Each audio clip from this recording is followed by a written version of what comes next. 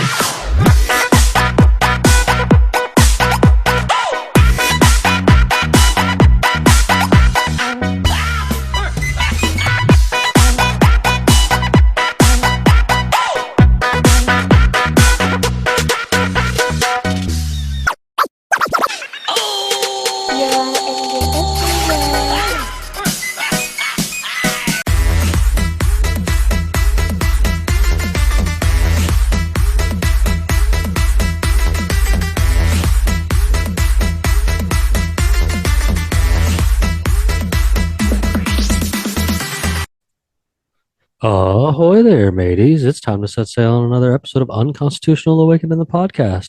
I'm your captain, Jimbob Shorts. And tonight, we've got a pretty awesome guest joining us to have a pretty cool conversation, man. I've seen her name thrown around a little bit over there in the podcast realm over there on Instagram. And actually, just after I got her scheduled, my homie over there with the Reality Czars, Nate, was like, yo, you should totally talk to Deplorable Janet. She's right up your alley. And of course, I already had her scheduled for this evening, so I have Deplorable Janet joining us this evening, man. I think this is going to be a fun conversation.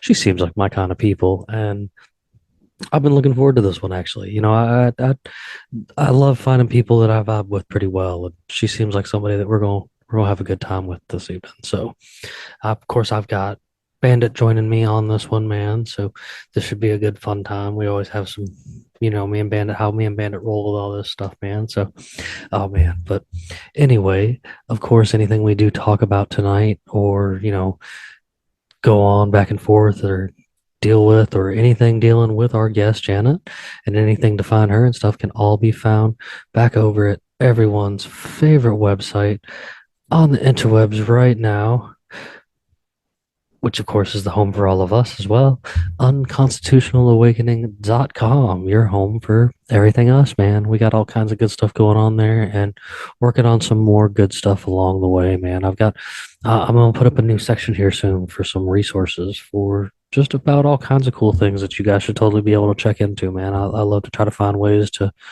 help you do some better things with your lives and whatnot. So, hey, here we go, man. Might as well. But while you're over there on the website, you can find places to watch us if all you do is listen, and listen if all you do is watch us, as well as listen to episodes right there on the website, man. I got all this stuff hooked up for you guys just to make it easier for you guys while you're there.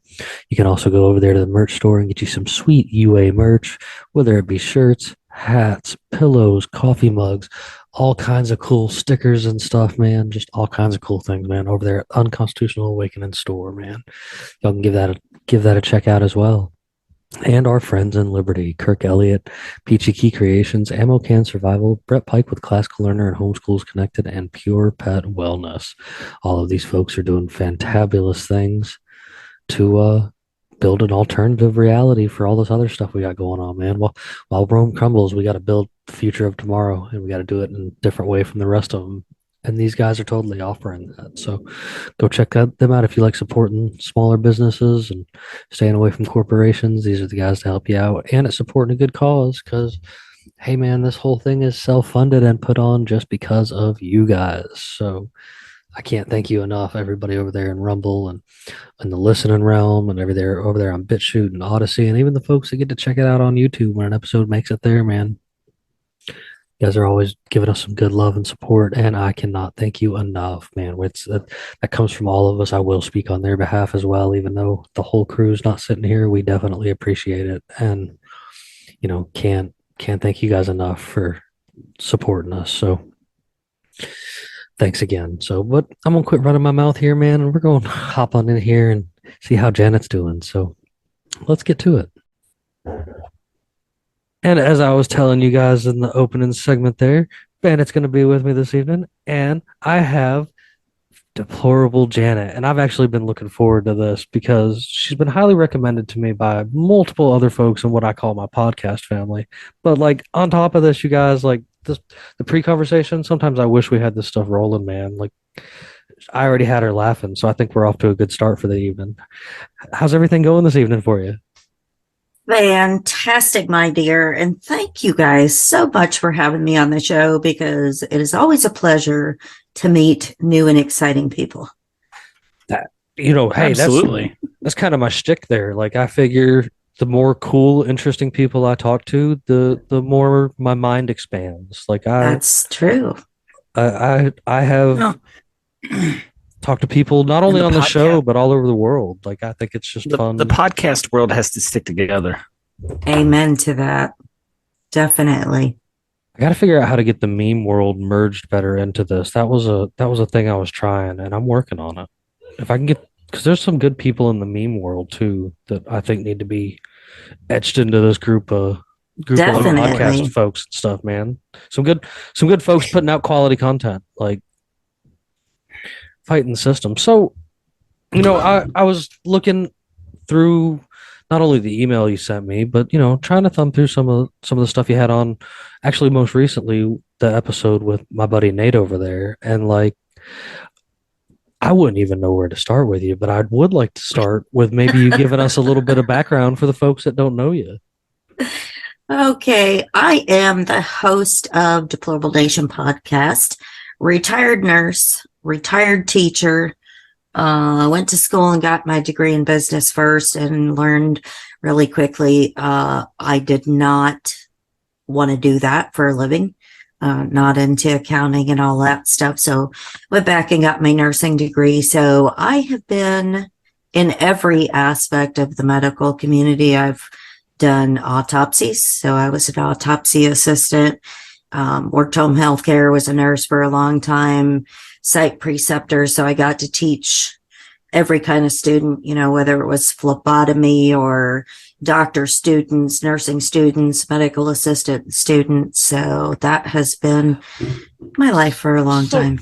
So this is weird. As far as when I was younger and I got married the first time and was kind of a weird dude, the chick that I married, The first time. listen. We're making tick marks. She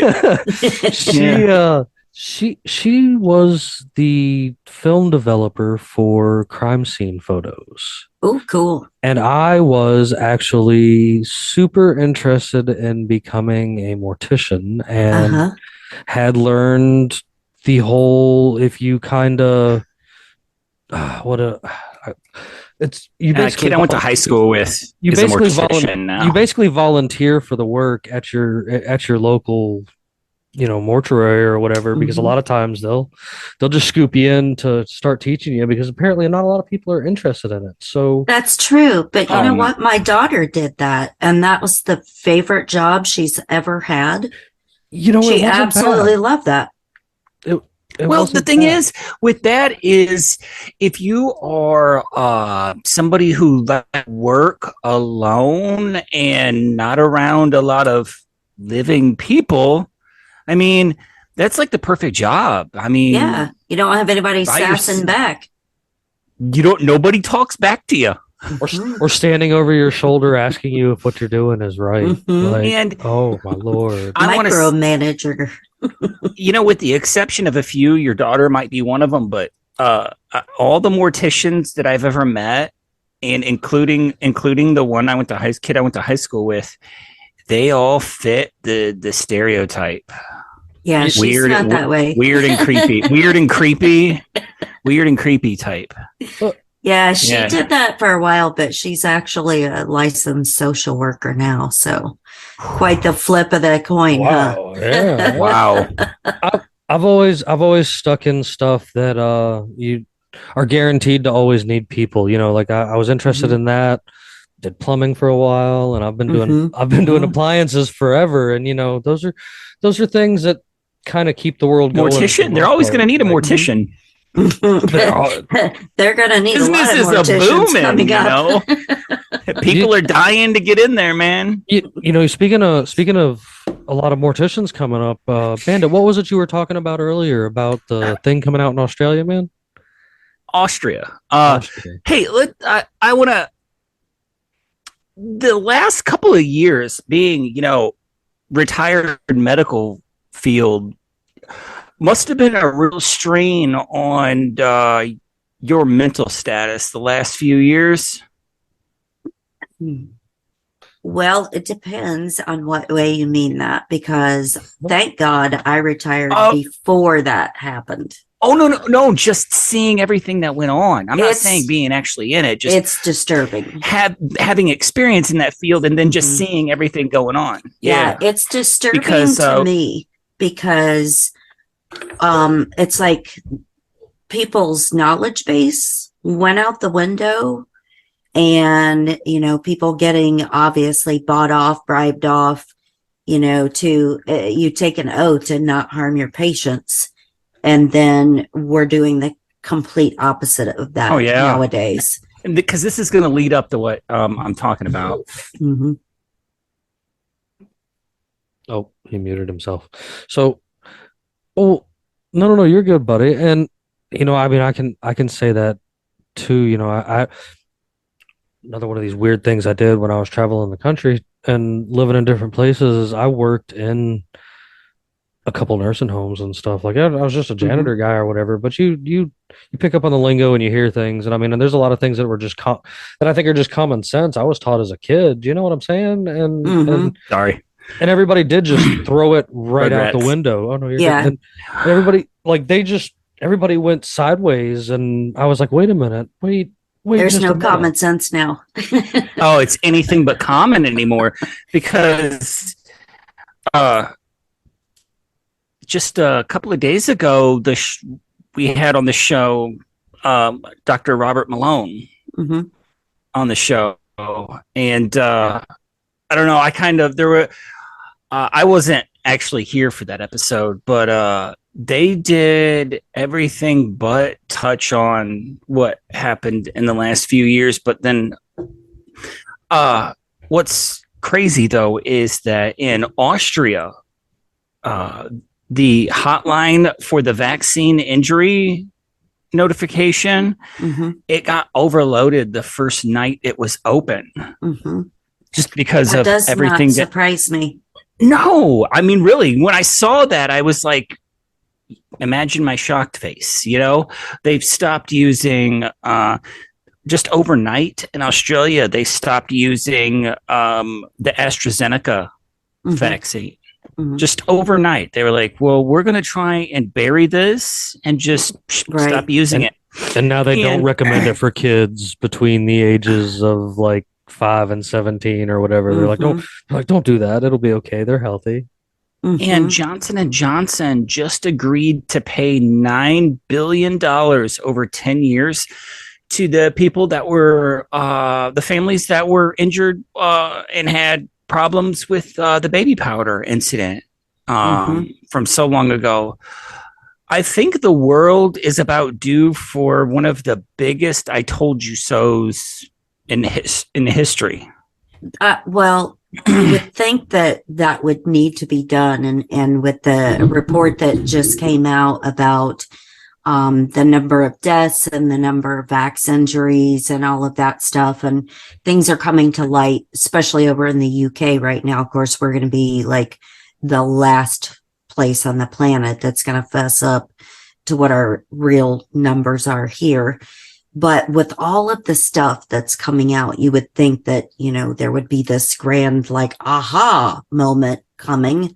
However, they will bury that here faster than a cat burying shit in the litter box, because they cannot let the pharmaceutical industry here fail, because our medical schools are built on the pharmaceutical industry. Our education system is built on the pharmaceutical industry. And so they cannot let that collapse. They just can't. completely. Oh, I mean, dude, I thought it would have taken at least a few more years before things would have gotten out. I really expected. I knew it was going to come out in a matter of time. Right. But man, I didn't know it would be this quick. You know? Well, they were hoping that they could bury, especially the Pfizer documents. They were hoping that through their court filings and their proceedings that they could bury it until after everybody that's alive now is dead. However, that's not the case, and then there's more and more and more things coming to light. There's a lot of people that even I know in like my personal life that they were pushed and convinced to take the first one, but they never did any of the other boosters. And sure, I think they had some, even they'll tell you they believe they've had some negative side effects and such, but that's what made them not go back and take any more. And, there's a lot of those people that only got one of those injections that are kind of mad, and they're going to be, the ones buyer's remorse. Gonna be, yeah. But the funny thing is though, that there are people, and I have family members that took the series, and are not equating things that are going on with them right now to getting the vaccine because, like my mom got rapid onset cancer. She's 83 years old. My dad now has dementia. Other family members have died. There's all these people that are just like, and of course, nobody listens to me when I'm like, okay, well, been around this field for a long time. Don't take these things. It's a bad idea. But, people give in because they're like, oh, well, I want to travel. I want to protect for the greater good, people. right? Yeah. And they still don't put two and two together. Mm-mm. They did it for the greater good. They thought they were accomplishing something when they got their free French fries. Oh, just I wish they would have got fries and a shake with that, but I think they're gonna look back at this and I want to say 20 years, 30 years, and as a very just dark time. Where it's going to come out by that time. Who writes history though? Is anybody in the future going to really know what happened? Because they'll bury it. You know what I mean? Sure. Well, and they'll try, but I've said this 1,000 times now. Social media has become so powerful right now that it can be used against us, and it can be used and it can be used against them. It can be used it goes both ways, Right. I think we have a better chance now of, somebody looking back and going, okay, all right, well, we see what really happened now. Well, but I think that's why they're pushing, I'm having a total brain fart. The TikTok ban? Yes, that's why they're pushing that whole I think that failed already. I think that failed over here. Well, I can see them totally slamming that through, with, of course, a bunch of pork added in there to this, because they have to get a hold of the narrative. And as we see unfolding now, persecution of political opponents, like the poor guy that was, found guilty of posting a meme. And that was France. And, all of that stuff. So I think they're going to try to jam all of that through so that they can have complete and total control of what you post, what you listen to, and the whole 9 yards. I really think they're going to try their hardest, but I don't think they're going to succeed on this one. There's just too much out there right now, and there's too much pushback to that, because TikTok is the defining factor in all of this, because during the French protests right now against the retirement age thing with Macron, if you searched Paris, France, when those protests were going on, if you searched for Paris, France, and on Facebook and Instagram, it showed picture perfect Paris. It showed touristy sites. The streets were clean. There were no protests. But then if you went over to TikTok and searched Paris, France, it showed all of the nasty shit going on in France right now. And that kind of like Ukraine. Yes. Ukraine, yes, on TikTok, but the Ukraine stuff is really out there on 4chan, which they'll never be able to kill. They won't be able to kill 4chan right now. Those videos and everything is out on 4chan, but yes, it's out on TikTok also. But I really, honestly, I think that TikTok thing is dead. I really do. You don't think there's enough bought and paid for politicians to get that through? Oh, there is, but the public has seen it now. I am really surprised at the amount of people that are awake now in just the last few years. What happened, at people watching, just the separation of families, watching their family members die by themselves. This whole losing their jobs, businesses closed down. You have to do it for the greater good. We got to stop the spread. Really kind of backfired quite a bit on them. I really think so too. Yes. And I think with the, like you said, with the family members dying alone, that was a big thing for a lot of people because every patient, according to every admission paper, form, whatever, the patient's bill of rights, and informed consent and the right to have either you as your own advocate or a family member as your advocate, or your caretaker or, whatever. And so during that whole thing, that all went out the window. And they violated so many people's rights. Yes. Just in that. And that is definitely a crime against humanity right there. Oh man, I had gotten myself away from lugging refrigerators around on a daily basis for work and was actually just working on engines because as you get older, sometimes just some of those body parts don't work right anymore. Amen. And I was let go because they tried to out of nowhere. They come in and tried to blindside everybody. Like, well, you can't come back to work until you take this test. And I closed three car dealers. I caused three car dealerships to be closed for a week and some change because I refused to go take this test and was and was spouting to everyone in a massive group chat between the company about their rights and stuff that were being violated. And absolutely. They finally were just like, we're gonna have to let you go. And I was just like, cool, bye. Like, I don't need this. Like, I'll see you later.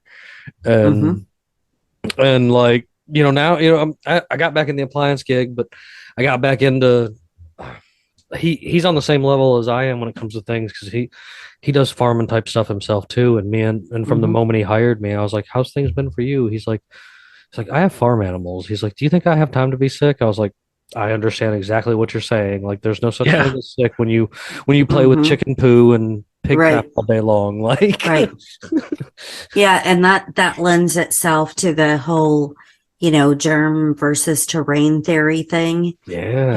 And the amount of, and I'll admit it, I was indoctrinated when I went through nursing school.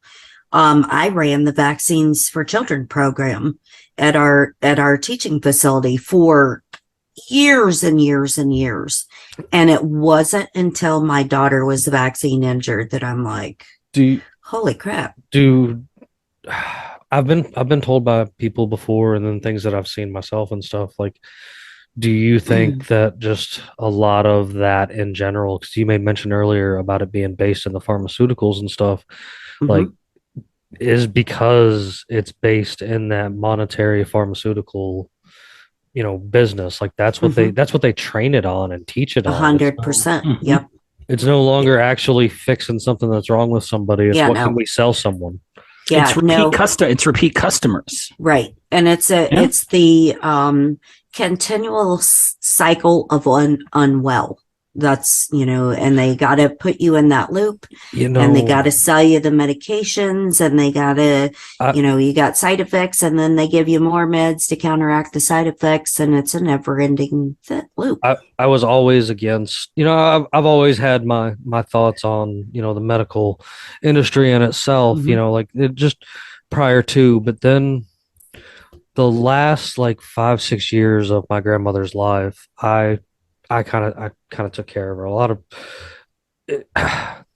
she had been alone for like 15 years, and when I found her, she could barely see and was getting around on a bus, but she was still capable of getting around and doing things. And I watched in those 5 years the doctors pull her apart to the point they were taking legs, literally. Right.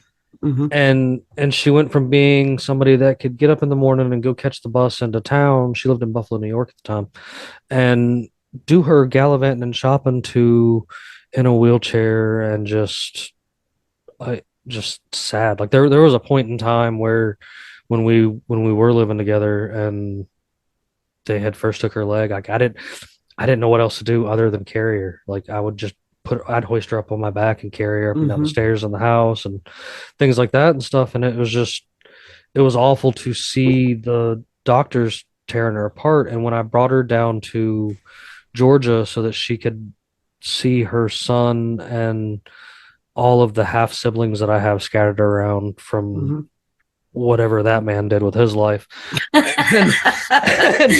and Tales of a Bunny Rabbit. Yeah, shoo. And she, the first thing that we found when we brought her to a different doctor down here was the doctor was like, why is she on all these meds, 6 different blood pressure medications? Right. And I'm like, what? And I'm like, and so when he got them all scattered out between like her 8 different specialists that she was under, she had like 6 different blood pressure medications. No wonder she was having the trouble that she didn't get, blood flow and stuff like that. I mean, there was just so much going on.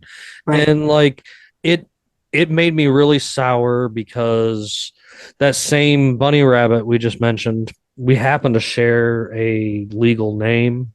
Mine just has a number 2 at the end of it.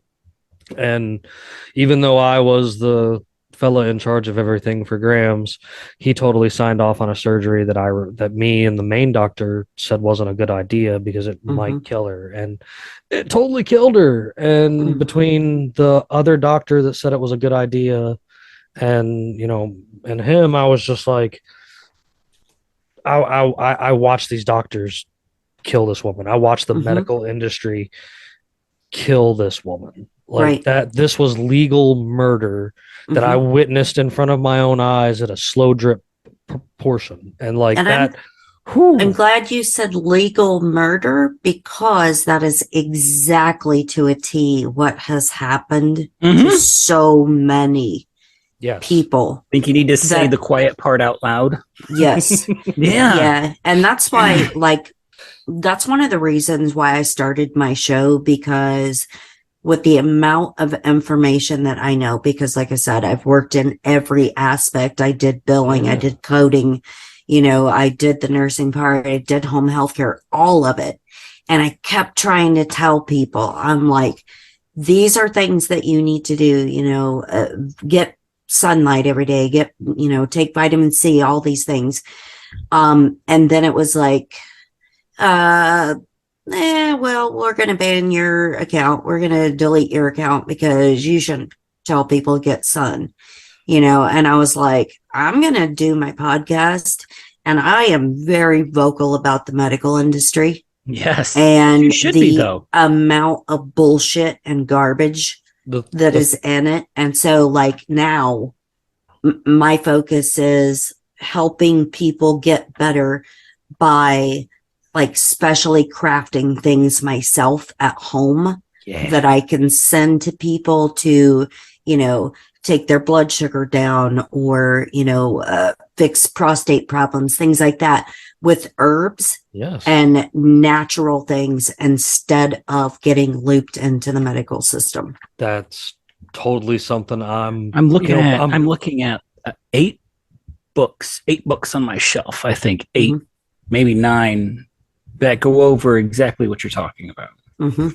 Yeah. And speaking of medication, it's the other half and I, when we sit down and we're watching whatever it is, Hulu, Netflix, Tubi, Prime, whatever,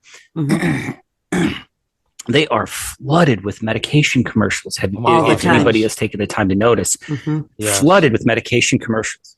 Half of the commercial is just stating the side effects. It's just stating the side effects. Listen, half the commercial.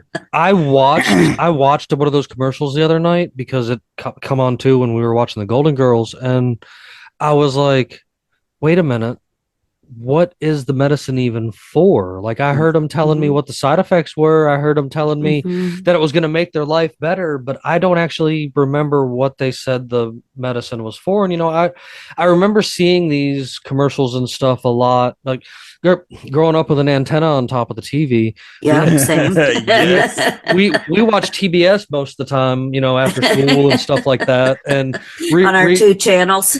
Well, reruns of Matlock, and we had 4. We were middle class. We had 4 channels. And we had 2. So I'm super old. And a big, huge chunk of the commercials were a mixture of 2 things. All the lawsuits coming up from the 60s, 70s, and 80s, that were coming past.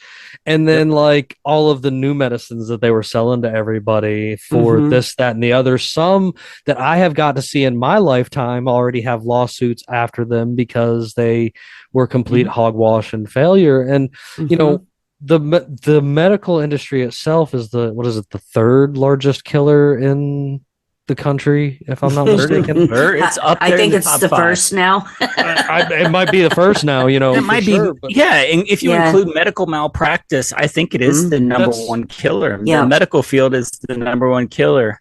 Medical malpractice is a scary thought. There's a really good documentary out with Michael Keaton, in fact, called Dope Sick. Yes. Have you guys seen that on Hulu? Yes. And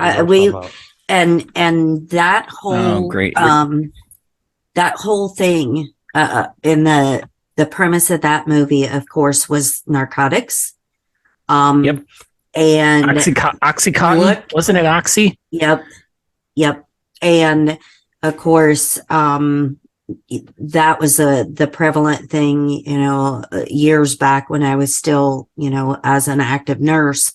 And so because there was such an overprescribing problem, they created a database that when a patient would come in and you needed to give them some kind of pain medicine or whatever because of an injury, you had to get on this database and search to see if this patient had filled narcotics at any other pharmacy, when they filled them, who wrote the prescription, the whole 9 yards, so they could start nabbing the patients. Not the healthcare providers who were overprescribing, but the patients they were going after.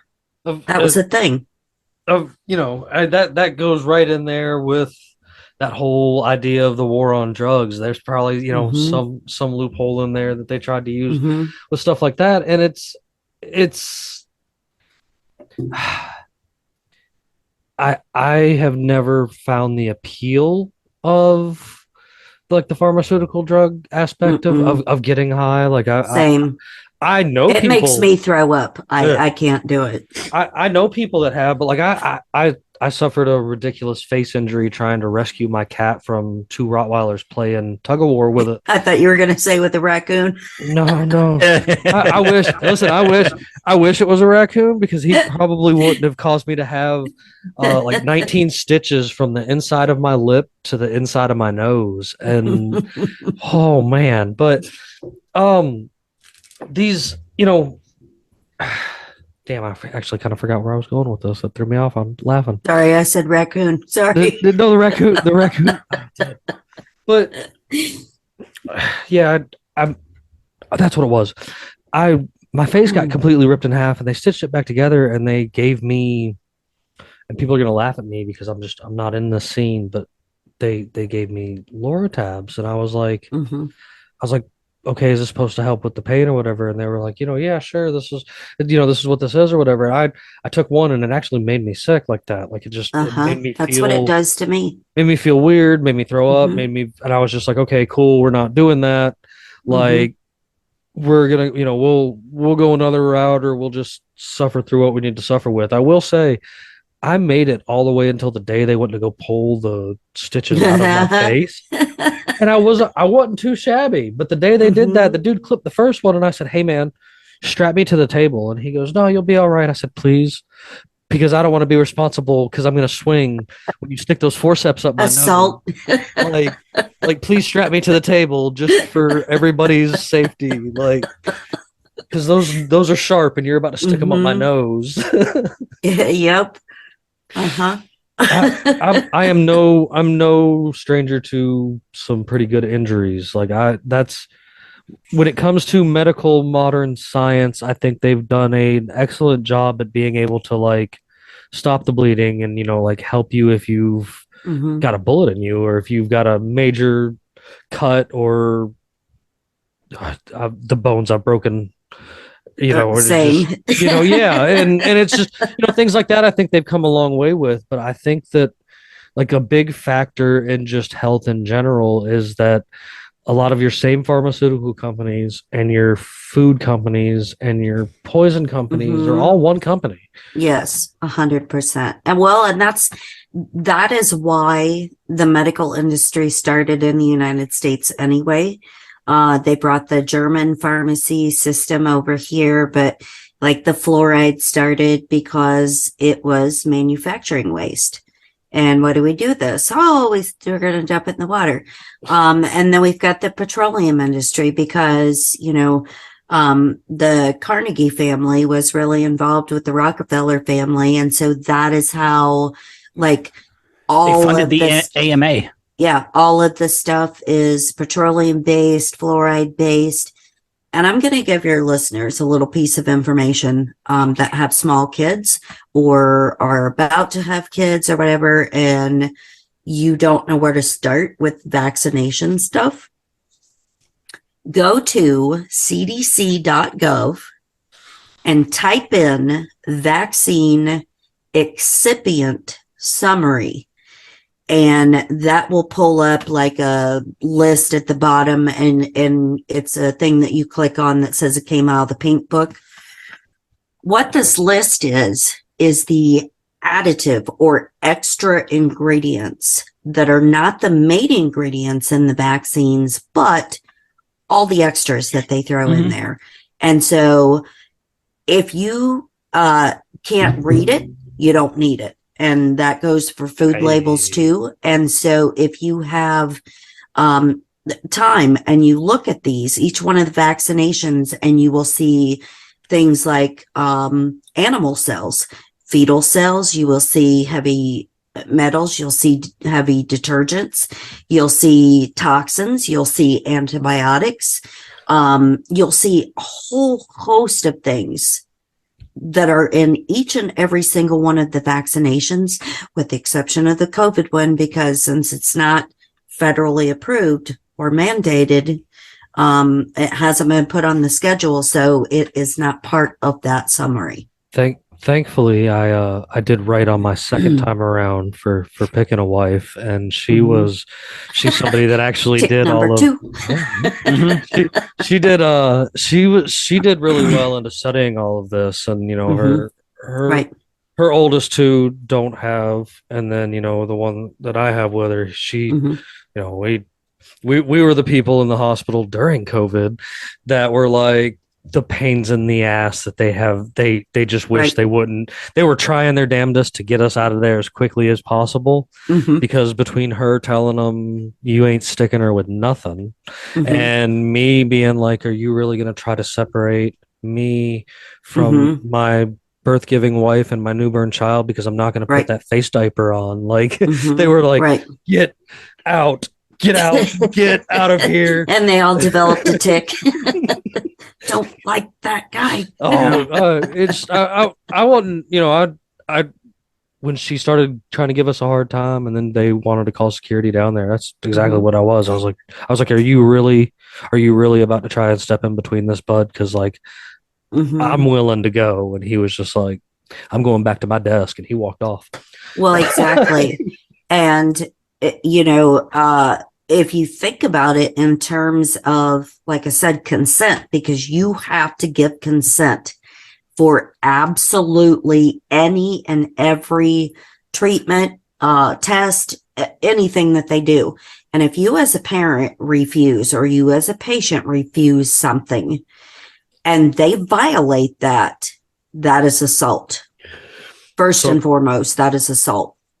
So and should be treated as such. We're Correct. also me and my wife, and Neptune, he's not here with us this evening, but I know he's on board with this. We are also anti-circumcision people.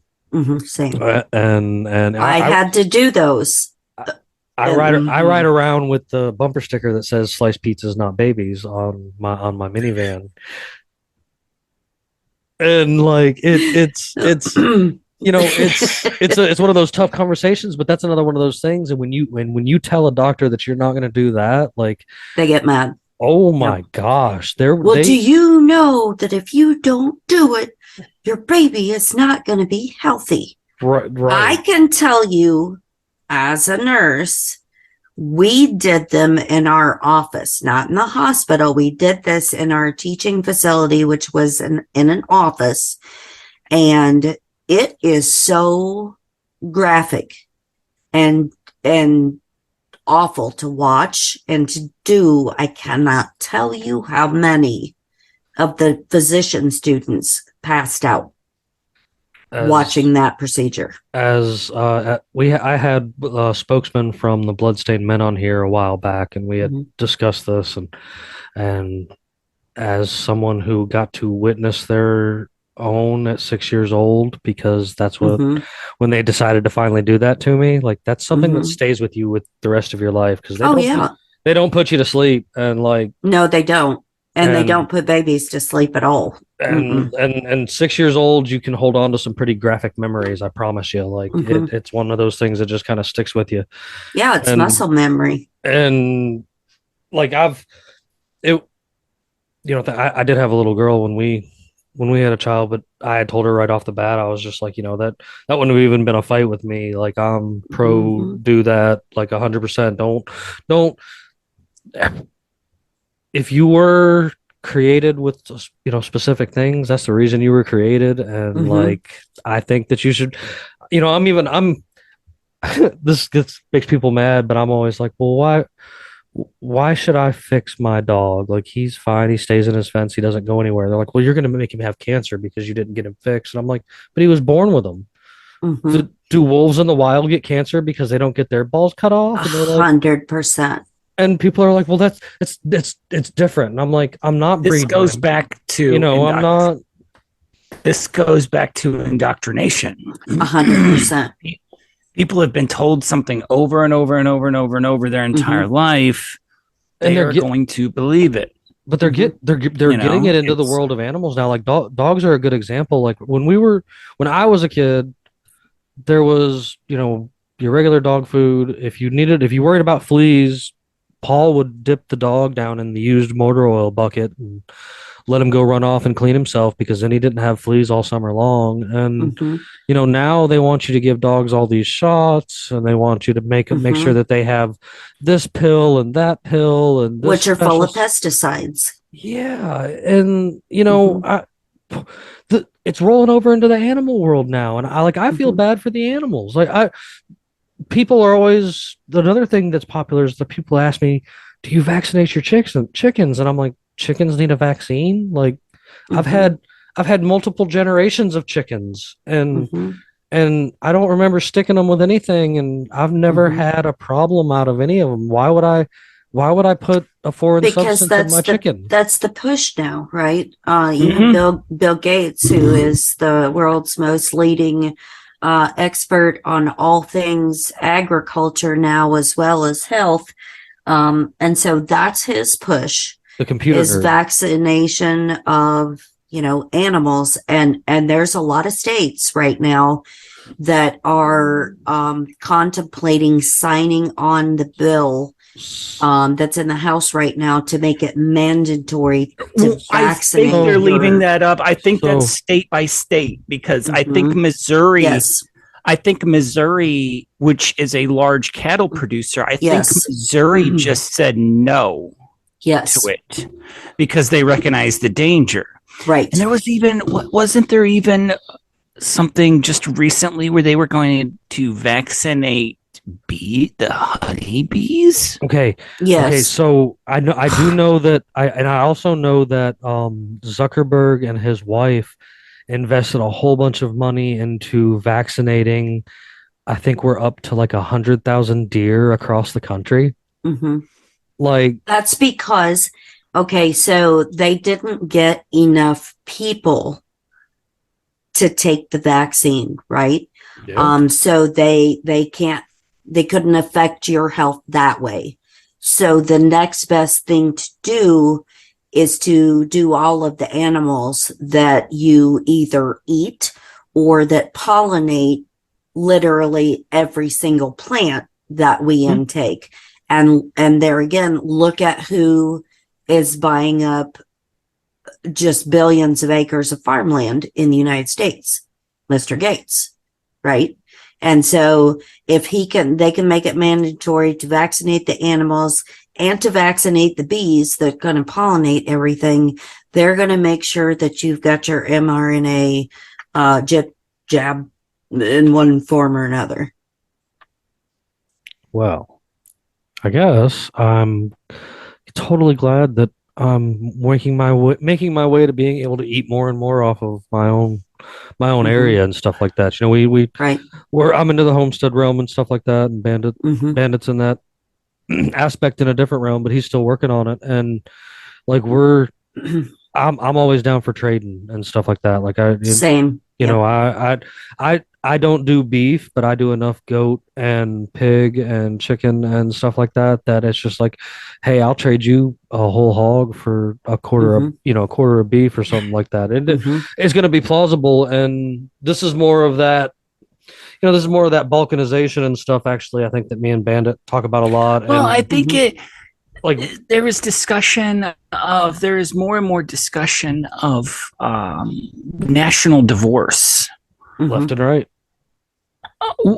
Yeah, and well, it looks No, like I don't mean like left and right, like in the thing I'm saying, like to the left and to the right, like all over the place. Between the 20 something states that are looking into the idea of national divorce, on top of the 16 states that are like, hey, we're going to make our own currency since the dollar's failing. It's not going to come down to state by state. This is going to be more like city and local. Rural. Rural is going to get rid of the big cities. The big cities are mainly, I wouldn't say maybe a majority or democratically controlled. Not that I give a crap about politics. I'm just using this as like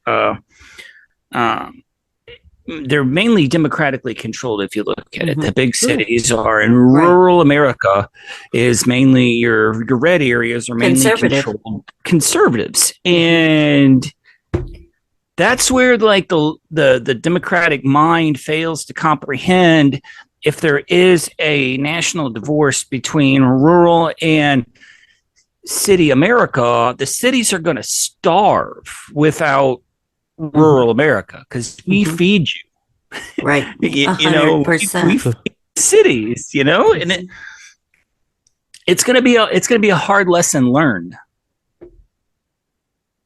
And I hate to say it, but I kind of welcome that day. You know what I mean? Sarcastically speaking, you and me both. Just saying. Yeah. That's like a lot of times people and stuff. People have been trying to convince me for years onto the idea of things like Bitcoin and other coins and stuff like that. I have no desire to do that. Neither do I. And that was one thing I was always saying. And as I was like, okay, I was like, well, I have all this farm stuff. I was like, if you show up to me hungry, and you want to buy some of this pork from me, what makes you think I'm going to take your pretty digital numbers that I have no tangible items with? And they're like, well, they'll have this. And I said, no, no, no, no, no, no, no, no. What makes you think I'm going to accept it? Like, Right. you can tell me what it is all you want, but I'm a beans and bullets kind of guy. Like, if you, Same. you know, you show I'm you not a show up with guy. Let me throw that out there. I'm not a guy, but same as the beans and bullets. Well, it's not just that. It's like the other half and I were talking about like how many tomato plants I'm going to put in the ground this year. And she's like, what are we going to do? I mean, I was like, well, I'm going to plant this many. And she's like, well, what are you going to do with the extra? And I'm like, Can it? I'm going to give them to the neighbors. Well, yeah, I already talked to Jimmy in the group chat that I am to that age now where I'm excited that I'm finally getting a pressure canner. Yeah. See, and But, I don't even have a pressure canner, but yeah, I just water bath. that's what I do. But Yep. it's like, I'm excited because I'm getting a pressure canner because I can do more with you can more of a variety with a pressure canner than you can water bath. And we're getting to the point where I'm getting some more chickens. And we're coming up now where it's like we're getting extra right now and we're going to have even more. And I'm like, well, we're going to sell the extra eggs to our neighbors. Whatever produce we don't use that from my pretty decently sized garden will get fed to the animals and then given to the neighbors. I mean, that's right. That's how we roll. Yeah, well, yeah. In an ideal anarchist society, that would be the norm. You help your society, you help your neighborhood out. Yeah, and you don't see your neighbor hurt. I like to be the guy that, because I've had it done for me before in the past, and because I've had it done for me in the past, I make sure I continue to do it this day, even if I'm standing in like the grocery store or something myself, and you see that person scrambling because they're Don't have the money. They're $20 short or something. If I have it, I'm right then and there. I'm just like, here you go, like, y'all, take it. And I'm always the first person that says that if you see somebody in Walmart stealing food, that no, the fuck you didn't. Like, because 9 times, if you're to the point that you're just trying to steal for yourself a meal, like, I think that in the most advanced society on the face of the planet right now, as they like to claim that we are, that for there to be anybody that is hungry this evening, it's a damn shame. It really is. You know what I mean? I know a lot of the stuff's garbage and stuff nowadays too, don't get me wrong, but at the same time, like, I don't know. I don't think we can call ourselves such an advanced place in the world with the amount of homeless and hungry that we have on a constant basis. Well, but here's the thing. I think society as a whole, if it were up to the people, what we did with our money instead of the government taking our money, things would be a lot different, because we would take care of our own, we would take care of our vets, we would take care of homeless people, we would do all of that stuff.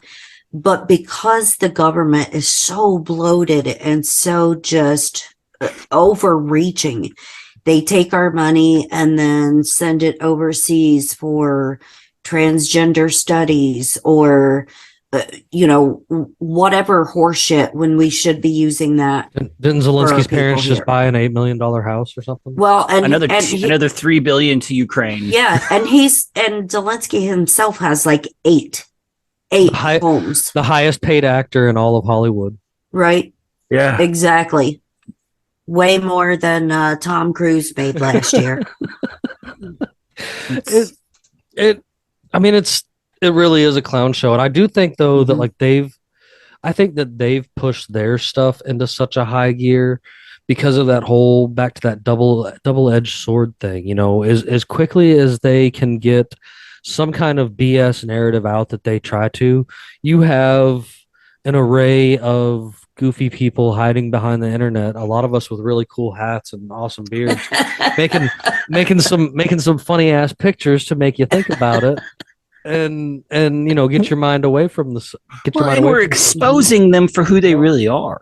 Right. You know, whether you choose to believe us or listen to us, that's your choice. But we're going to continue doing what we're doing. I'm glad I'm immune to the razzing. Like I do see a lot of people nowadays. They're like, oh, people give me such a hard time about it. And I'm like, well, when you've been telling people that the sky's falling for going on 20 years now, it's okay when the people just tell you that you're crazy because you just keep going and tell the next person, because I myself have seen the uptick, not just in the past 3 years, but even just growing over the past 20 years, the uptick of people that went from, yeah, this is Jimmy, he's our crazy buddy that thinks lizard people are real, to this is Jimmy and you should totally listen to him. He might sound nuts, but you should talk to him.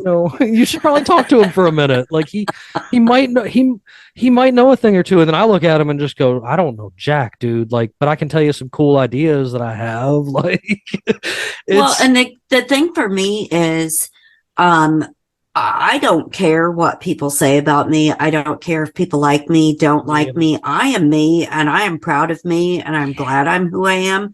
And so if somebody gets offended because of a truth that I am telling, that is a them problem, not a me problem. So I really don't care.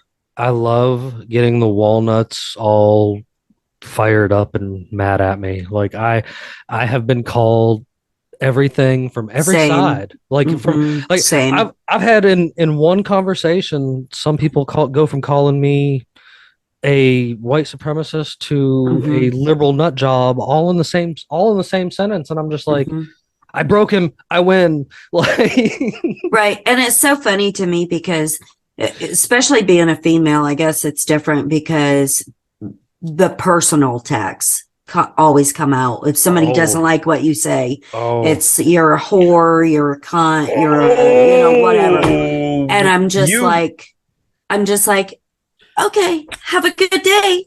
That pisses them way off more. Do we not have personal experience with this? It's like very personal. Like Jimmy and I, and actually everybody involved in this podcast, have very personal experience with this because they have no other. They can't.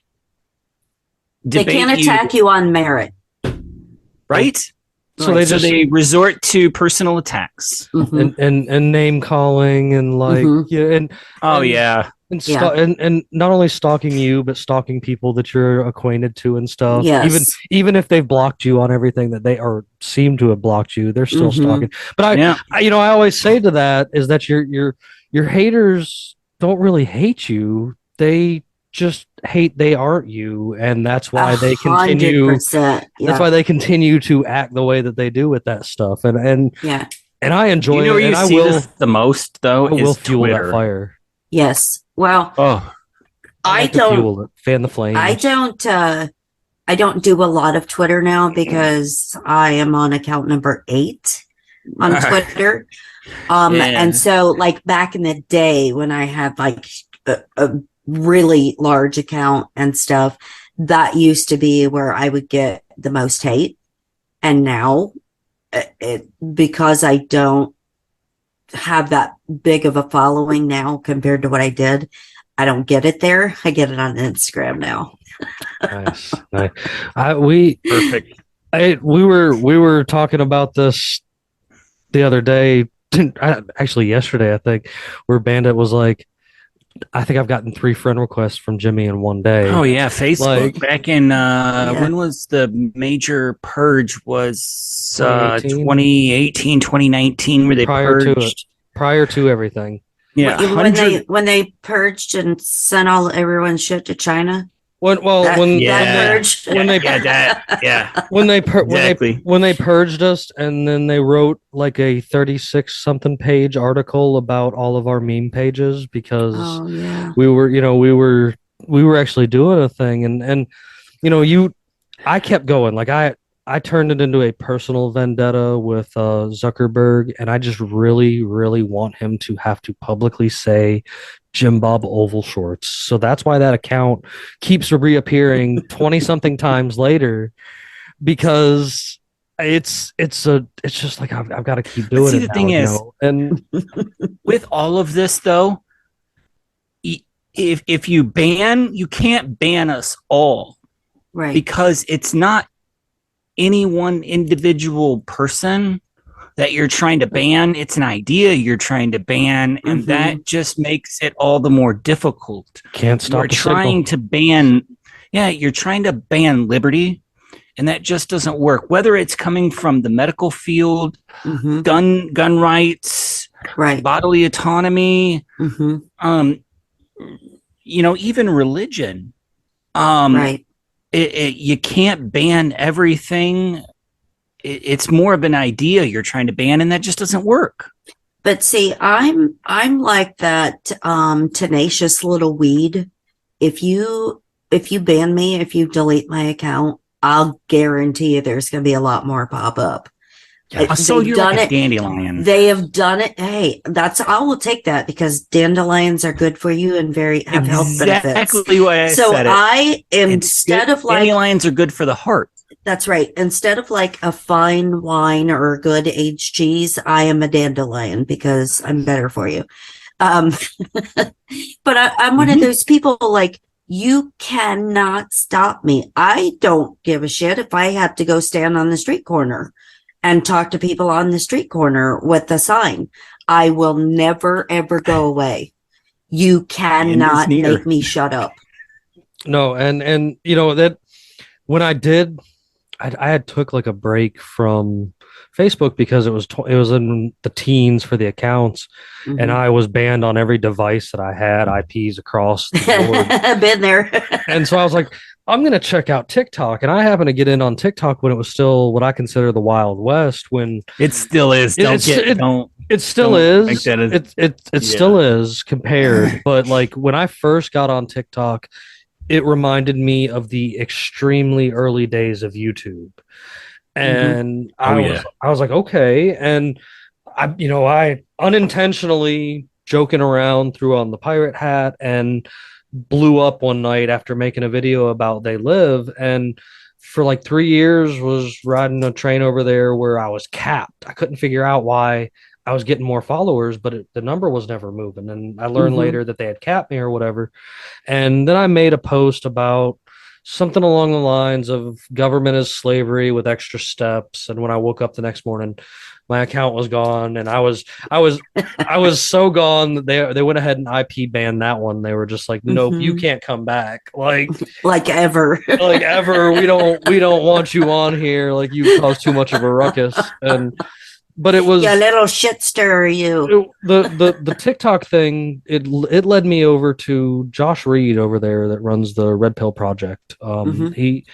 He started bringing me on as like a guest and stuff on his show and hanging out with him, and I eventually merged into becoming the Saturday night co-host with Vince over there on Makes You Think, where we do all kinds of crazy, wild, just off kilter kind of things, just fun. And they kept trying to convince me that I needed my own show and wanted me to do it with them. And one day I woke up and was like, no. And I kind of messaged Bandit and the rest of the crew and was like, hey, I started a website and we're going to do a podcast. And Bandit's like, well, when's the start? And I was like 2 days from now. And he's like, what? Thanks for the notice. And, it was a little rocky at first. Like I've actually gone back and looked at a couple of my earlier episodes and laughed at myself because I'm just like, oh man, I think I've put it together a little bit better now that we've done it for over a year. But I have found this part of the internet to be like a lot like TikTok, a lot more inviting and a lot more accepting than the keyboard warriors that we've all been, dealing with for the past 10, 15 years of the internet. Everybody's got an opinion. Everybody's behind a keyboard. People quit getting punched in the mouth for saying things out of line. And now that we're getting back to face, it's great that I can talk to people from any corner of the spectrum, Mhm. you know, walk of life, this, that, and the other.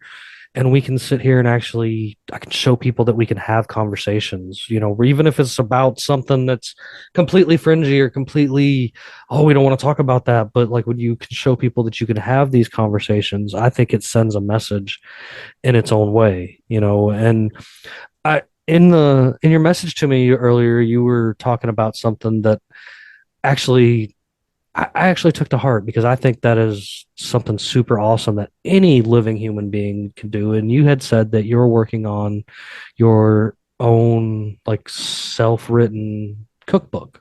Mhm. And Go ahead, plug it. am I gonna plug it? Okay, so we're so we're I've been secretly with a lot of past guests and with the rest of the show and stuff working on one myself actually. Mhm. Like I've been gathering my recipes, the rest of my co-host recipes, Mhm. and a handful of chosen guests and stuff throughout the past. And we're producing a cookbook too. It's kind of like a novelty kind of thing for the show Mhm. and for podcasts in general. But I have this stance where I feel like cookbook is a more important written document than any of the Mossad textbooks in any school. Like, and people are like, "What do you mean?" And I'm like, "Because you're teaching someone something, and to teach Right. someone to teach someone to cook, to share the gift of food, Mhm. I think goes hand in hand with the idea of unity and friends and happiness and Mhm. stuff like that. Because, when do you sit down with your friends and eat a meal and you're not got a smile on your face or having a good time? Right. And see, that's one of the things that I loved so much is because I've never owned a cookbook. yeah, Like everything I make comes out of my brain. I don't look up stuff. I don't know, like none of that. nice. And it's like, you know, holidays and stuff are at my house Yeah. because I love to cook for people. And a lot of times, like I will make all different kinds of stuff and then I will just pack it up in a box and like ship it to like a random friend or something. And they're like, oh my God, got the package that you sent me today. What did you do that for? That was so nice. And I'm like, I don't know, just because I wanted to. When I was a little more wild and unhinged and younger, like I had spent a lot of time in the restaurant industry and stuff, and even for some reason thought it would be a good idea to go to Le Cordon Bleu. And like I've always had a good passion for cooking and different Same. ways and stuff like that. And I've learned a lot of different recipes throughout time. There's ones that have been handed down to me and stuff like that. I was fortunate enough to have cookbooks. Like I grew up with an old South grandmother, and she had a stack of cookbooks and has stabbed me at one point in time over some pork chops in my life. I mean, like like a true Southern grandmother should. And like she, and I do a lot of the cooking around the house, and I share online on Instagram a lot of my breads because I'm super into doing bread. We swap recipes all the time, bread. And we do like we have a whole entire extra group chat dedicated to recipes so that we don't lose them. I just said this in the group chat I'm in with Jimmy. I asked him, I'm like, is it possible to overdose on carbohydrates? Like eat so much bread that it kills you? I would rather have that. Our local grocery store bakes the most amazing ciabatta bread. And I think I consumed 3 loaves of ciabatta bread in like 2 days. And I was like, I don't feel well. I wonder if like you can just like eat too much bread. Hey, don't worry. I'll help you sweat it out when you come down here and go down the river with me again this summer. Yeah, again, but no, bread. We swap recipes all the time. And again, I hate to bring up TikTok again, but food talk is a whole nother world of TikTok with the cooking and the recipes. Yeah. That has been one of the most amazing things, is like finding like short recipes on TikTok. I mean, I won't go after like huge meal prep recipes, but like your simple like stews, soups, breads, desserts on TikTok are a whole new level of. My blueberry ketchup is floating around on TikTok somewhere. I did put that recipe. No, I would like that because I love blueberries. Kind of a quick history lesson. Ketchup actually started as more of like a fish oil sauce. Yeah. And throughout medieval ketchup is not what you think it is. Throughout time, it was used with many different things. Tomato ketchup is a very young idea, but there's been ketchups made with everything from different kinds of berries to different kinds of veggies to different kinds of just fruits in general and stuff like that. And a buddy of mine that is a unseen face kind of in my meme world, but he has been a guest on a couple episodes early in the thing. He goes by Tan Man. He was eating a burger one night somewhere in New Jersey and was sending me pictures of it. And I was like, what kind of burger is that? And he was like, well, it's a lamb burger and it's got arugula and it's got blueberry ketchup on it. And I was like, blueberry ketchup? And so like I started doing some research until I could figure out what was blueberry ketchup and pinned down a couple different ideas and took like 4 different recipes and turned it into one of my own. And like, I make this blueberry ketchup now that is great with sweet potato fries. Like if you're into sweet potato fries, like this right here. Well, I was just thinking like I would like blueberry ketchup more than tomato ketchup because I'm a big like fruit person anyway. And you said that and I'm sitting there thinking, the things that I could put that on. I will most definitely hook you up with a blueberry ketchup recipe. I do not mind sharing like that. Yeah, I love stuff like that. Like nothing I do is simple. And so because I'm retired, like I take care of the house and stuff, but I literally spend every day like cooking and making things. And so like my meal prep literally takes all day long. Nothing for whatever I do. Sounds awesome. Exactly. Yeah. That really does. I love doing that. And so like, I'm doing all that stuff, getting all that stuff ready. And then, I'm like, oh, here's an idea for a spice. And so like, I'll whip up my own spice or something. And it's good for you though, to do that though, because some people, everybody has like a method of escape that they use to just leave like the stressors of the world behind. Right. Like I garden and take care of animals, and I also cook. I might play some video games, but it's an escape. And the meal prep, the actual prep, I think is more fun than the actual cooking. I don't mind. It is. Now, if somebody else wants to clean up, I'm okay with that. I try to clean as I go, but I got child labor for that. if I'm like, well, mine are adults, so that's not going to work. But like, if I literally spend the entire day in the kitchen, I'm like, oh my God, now I have to go in and like clean up all the dishes. Exhausted. And I don't want to, because I'm just like, I just literally stood in here for 9 hours. Yeah. So. But my husband's really good at cleaning up for me. I totally understand that too. And then I love my wife. I love you, baby. Please don't be sad when you listen to this. And she'll even tell you too, though. But like she wasn't raised by someone who really taught her how to cook. Her mom was a McDonald's or a Little Caesars and shut up. Here you go. Right. And I do a big portion of the cooking in the house. And then like I started a sourdough culture months ago, and I keep it alive. I love sourdough. I keep it alive every single day. Like I got the crock and everything. Like I just feed it and rotate. And on days that I got a little bit of extra time, I'll make something like crackers or pretzels or an experiment or something that I'm trying. And I am trying as hard as I can to get back to like our grandparents, Mm-hmm.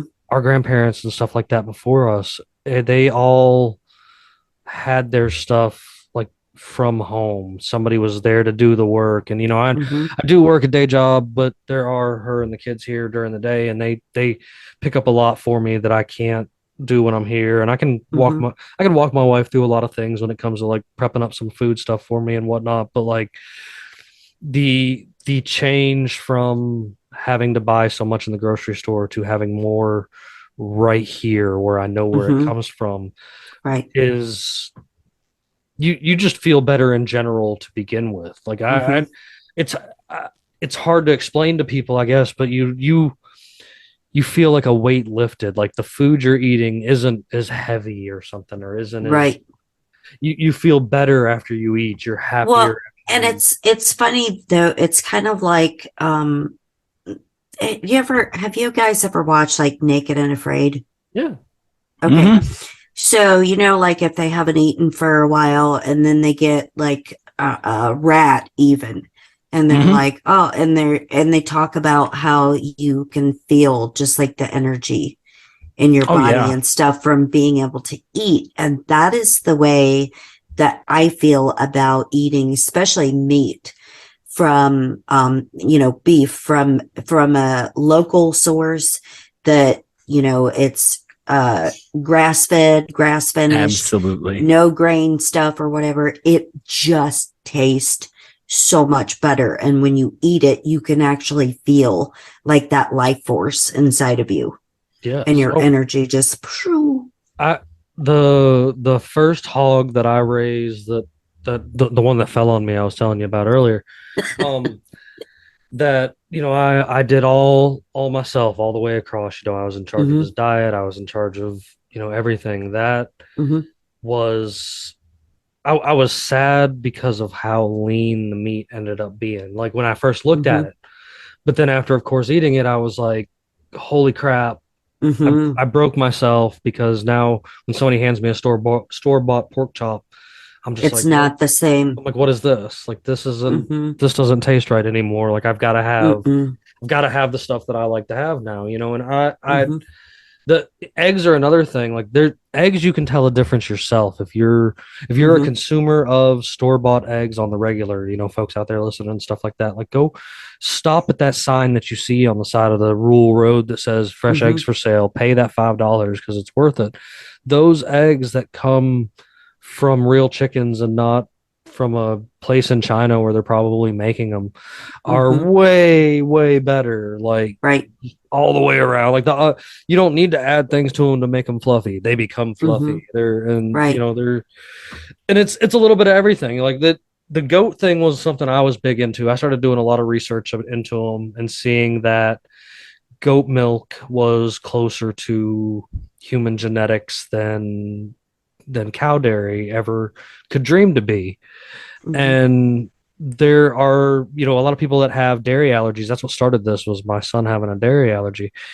Um, but to anything that's cow's milk, goat milk is a different animal, and he doesn't have the same reactions. And hmm the same goes for my wife too, because we that turns out that's where the allergy comes from. Is she has a bit of a dairy allergy, but the transfer to goat's milk, and we made the choice of goat's milk because when you start looking at all of these alternative milks that are out there, for the hmm most part, the ingredients in them are oil with a hmm shot of whatever flavor that they're putting it in there. But like Right. these non-dairy creamers and a lot of these non-dairy milks are mostly palm oil or hmm sunflower seed oil and then a whole bunch of ingredients that you can't say or pronounce or Well, and the whatever. palm oil too is so prevalent, not just in like dairy products, but literally shampoo, lotion, Everything. all of that stuff. And a lot of people have no idea, but they are highly allergic to palm oil. Yep. And that is where like you break out after you take a shower and wash your hair or whatever. Yep. You may get like itchy skin or whatever. It's from the palm oil. And Isn't they're that palm Isn't there a dish soap called palm olive? Mm-hmm. Is that There is. That's and that is some of the greasiest soap I have ever seen. it is too? to That's use why it. I was asking. I was like, that sounds like yeah. Yeah. But that's why they use it, because palm oil is like a natural latherant. And so it's great for people to use in shampoos and soaps and lotions and dish soap and stuff like that, because it creates that lather. So it gives people the false sense that it cleans better because it lathers. So they're really good at tricking folks into buying things, ain't they? 100%. Like it's got to lather up, and you got to see soapy lather for it to be working. Man, that I used to be so bad about that. I used to be so bad. Oh, it's not working if I don't see like suds working when I'm washing my hands. Right. Yikes. Yeah. Yeah. But the change, when you start seeing though, when you start looking at all this stuff, a lot of our parents and grandparents and stuff like that made their own lemon scented cleaner out of lemon scraps and vinegar and their own soap. Made their own soap. We do. One of the fantabulous sponsors, and also happens to be my wife, of the show here, Peachy Key Creations. She does all kinds of herbal teas. She makes she makes herbal balms, herbal soaps, herbal. We hand make a lot of stuff. Like we have. Her oldest daughter has a lot of skin sensitivities to a lot of all that garbage, and it has led to us making sure that we have these alternatives and stuff like that.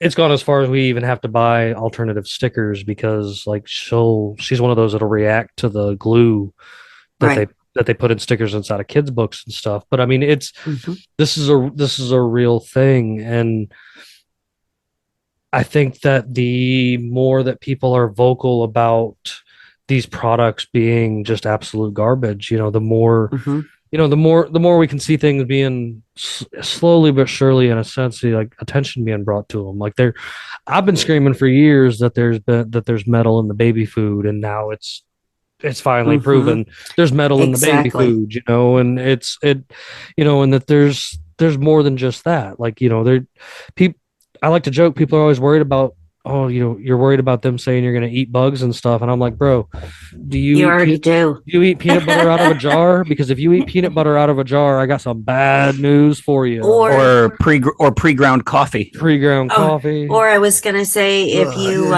like red velvet cake, those are made from cochineal bugs. So, a lot of your candy, the things that make your candy shiny is made from that bug. It's people don't realize that this stuff's kind of already been used against us, and people are like, well, how does it get in there? And it's all of these gigantic corporations looking to cut every single corner they can. Cut cost, so that guy that is the CEO that does nothing all day but collects money, make billions a year, can collect another billion while he's sitting on his yacht with his sixth mistress or whatever he's got going on. I'm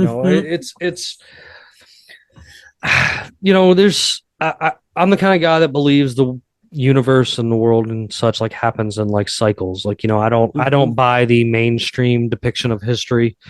I think that there has been advanced societies in the past, probably even more advanced than us, and probably even more than one. And eventually, at some point, that cycle comes back around, and something cataclysmic sort of happens, and kind of like resets everything. And I bring this up with the point of something that Bandit's always bringing up. That pole, that North Pole, has been moving on the ups of 40 miles or more, a year the past few years. And if you're familiar with the book, the Adam and Eve story, where it talks, it was a classified document or whatever, but it talks about, like pole shifts and plate shifts and, it type of cataclysmic type things that happen through cycles and stuff, like every so many thousands of years. I really think that, these kind of things do happen. And I think the last time that it happened, the most gnarly, just nasty beings were the ones that ended up surviving, and thus leading to the current society that we have now. But I'm always the kind of guy that is like, you can't let out hope. I've seen people changing for the positive on a larger scale than ever before. Right. But like, I also see that, things aren't going to stop turning, and you're never going to be able to extinguish the flame of freedom, if you will. Right. That's a seed that is planted, and the more of us that continue to talk about it, continue to plant that seed, and it's what they hate the most. That's why they are so that's why they want to silence us so bad, and omit us from the internet, because we're doing something right. If you haven't noticed, in the last few years, there have been an uptick in liberty-minded podcasts. Yeah. In just the last few years, since 2016, 17, 18, there's been an uptick in liberty-minded podcasts that are, we're going to get the message out, even if we have a small audience. We're going to get our message out to you. And it seems to be, whether you have a homesteading podcast, or a gun podcast, or a political podcast, it all seems to just boil down to, you just want to be left alone. I want to just be me and do my own thing. Right. Yeah. And that's what, like, for me, and I've always felt like this, I don't care how many followers, listeners, whatever. If I reach one person with something new, I did my job. Yep. That's it. Just one mind, baby. One mind at a time. That's exactly how we feel too. That's something I've said since episode 1 of this show, is that maybe this episode wasn't for you, or maybe this wasn't the one that clicked with you. But hey, there's 180 something other episodes to go back and dig through, and you might find something in there. Right. Or maybe there was something said during this episode that was your clicking moment. And hey, there's 180 more episodes that you can go look at, if there's something made it click in this episode. But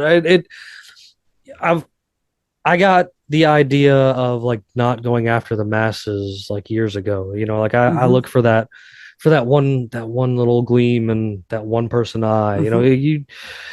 I've people like Bandit and stuff like that. Like, we found each other on the internet, and through memes.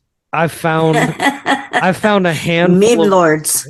I found a handful of golden people, like, a handful of golden people that I consider family now. Right. And I can interact with online, and it started with interactions online compared to, the thousands of people that I run across, and you can't interact with them because either they're bots or they're just, NPCs. They're NPCs. Yeah. And I love being, able to talk about things and share things on a show, because it's cathartic. It's therapeutic for me, not just for my listeners, but for me too, just to be able to like word vomit, like whatever I want to say, and have no filter. And, there is absolutely no topic on the planet that I am afraid to cover, or that I'll be like, oh my God, no, we can't talk about that on a show. I might get canceled. I'm not that way, and so spreading little seeds of truth, kind of like in the Bible, that the tiniest mustard seed can grow into something big, right? And not everything is going to be for everybody, and some things will turn some people off, but eventually something that you say is going to get through to someone, and they'll be like, I'll be darned. Yeah, I'm going to go look that up now. And that's all you need is that just little crack in their facade. And then, that's where it starts. So. I mean, 100%, and the laughter aspect, like that's something I'll always turn back to, is that if I can make you laugh, I can make you put your guard down. And from, that point, it's great. And I am a walking meme in real life. I know the hat makes it funny to begin with. And I already told you I'm a little guy, but I mentioned earlier before we were starting to film, and that I wear shorts pretty much frequently year round, on top of wearing cowboy boots and crazy wacky socks that go up to my thighs on a daily basis. Like I'm a walking meme from the moment that you see me. And it's more of the idea of, I'm a friendly guy, and I am going to want to conversate with you. And like, if I can, this is back to if I can make you laugh, like you're going to be like, what is this? And I run with it. I Bandit, seen the picture. I love that though. I showed up to work. I like being a weirdo. I showed up to work on St. Patrick's Day as a leprechaun because the leprechaun jokes run rampant. And so I showed up, green hat, little green. Oh, he always joked about it. He always joked about his height, but I'm 6 foot, and he joked about his height all the time. And finally we went down. I took, it was the other half and I, when our newborn was a newborn and not a terrifying 2-year-old now. a tyrant on toddler. stage. And I'm in my early 40s, okay? And she keeps me on my toes. I'm telling you. Wait until you get to the 3s, because they're worse. My very arthritic toes. I've got a 14-year-old. She's one of 4. I ranged from 2-year-old to 14. The 3s were worse than the 2s at our household. I can't imagine anything worse than this right now. She is. When I say it, I'm going to look back at this moment and go, yeah, she was right. Janet was right. The 2s were better than the 3s. But we went down to visit Jimmy and family when his wife was still very, very pregnant with his youngest, and he walked outside for the first time, and I'm like, you're like, holy shit, damn, you really are short, man, and you really do wear boots and long socks and shorts all year round. I'm like, you really are short. You weren't joking. What? I love that though, because a couple of years ago we had a podcast meetup in Denver, and I had never met any of these people in person. And so there's so many of us, we're staying at 2 separate Airbnbs. And so we got in the car and we drove over to the other Airbnb, and, one of our friends opened the door, and I'm like, holy crap, she's fun size like me. And then her husband comes around the corner, and I was like, holy crap, he's fun size too.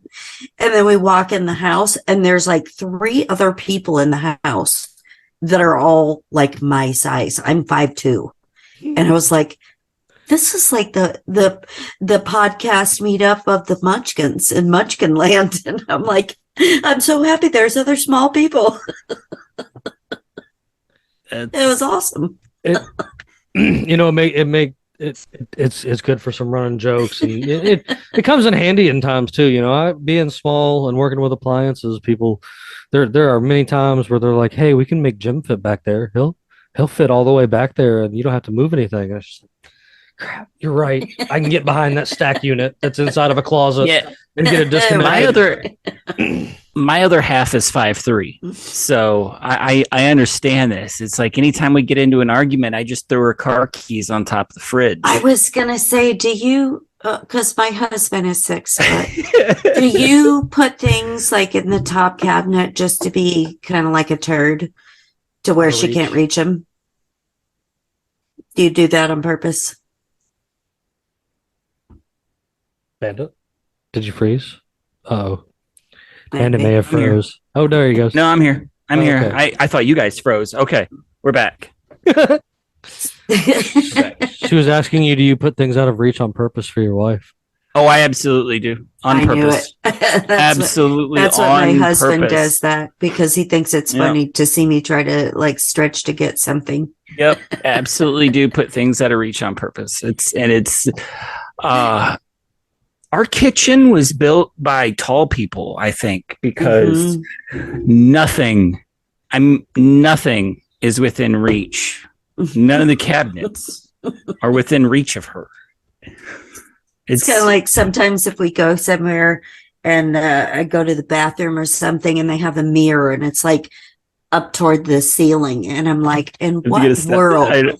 In what world can anybody actually look in that unless you're over 6 foot tall? Okay. I've stepped into a world of giants. Exactly. I need a step stool everywhere I go. Speaking of that, I think I do have there are four step stools, I think, in the hallway pantry to the kitchen. I think there's 4 step stools. See, she's in my realm. Completely relatable.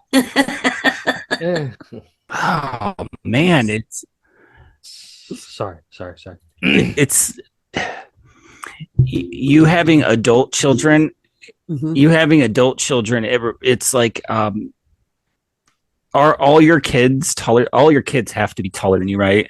They are. Yeah, we have a son and a daughter, and both of them, and everybody's like, when they come over or something, they're like looking down at me like, "Hi, Mom," and I'm like, "Hi," looking up at them. Yeah, we just reached that point with our 2 oldest. They are now taller than Mom. I may be small, but I can still take you. The oldest one in the house here is 9, going on 30, and oh yeah, I feel that, man. And she is, she's a good sport about it, but I always give her kind of a little razz of a hard time because she is definitely large for her size, and I don't mean like overweight. I mean like tall. Like I'm gonna have a hard time convincing them when we go do things this summer that she's only 9 because she is larger than her 12-year-old friends. And people are just like, whoa, why is she so big? And I'm like, well, crap, she's already almost as tall as her mom, which puts her just underneath me, which means that by the time she hits a teenager, we're all going to be looking up at her. And I got her. She's my little outspoken tyrant, and like I joke around, but one day she's very well likely is going to rule the world with an iron fist, and might be all right because she's got a good heart. She's just got an iron fist. and then the boy, there's nothing wrong with that. Right. And then the boy, he's kind of just calm, cool, collected, keeps to himself. And then my youngest daughter is not hit the 2 yet, but she is already the toddler tyrant, and it gets worse, man. It gets worse. She gets her way quite oftenly. Like I did a few tests because I wasn't sure if you guys could hear sometimes when I'm talking to folks, because she will run up behind me. There's a door that's shut behind me. She will run up behind me and just smack the door and be screaming right here because she knows I'm in here filming and she's in there hanging out with Mom right now. And I'm just like, I'll be out soon. I promise I'll be out soon. Like, she needs your undivided attention at all times. Oh, she does. And she gets it for the most part. Like I come through the door and hop right into the I call it the cage. That's what we call it. But I bought a gigantic, extra long baby gate that I can that moves like a snake, and I can form it into different areas of the house. And you have one like I do. Lock her off in large sections because she doesn't like being in small sections. She will make it known really quick. What I did, Jimmy, was to leave the living room open, I took that long baby gate, which is in section. You bought it in sections, right? And it fits together. You could, what is it, like you could put it together like an octagon or a square or a rectangle. Yes. Now I froze. No. You're good. You're good.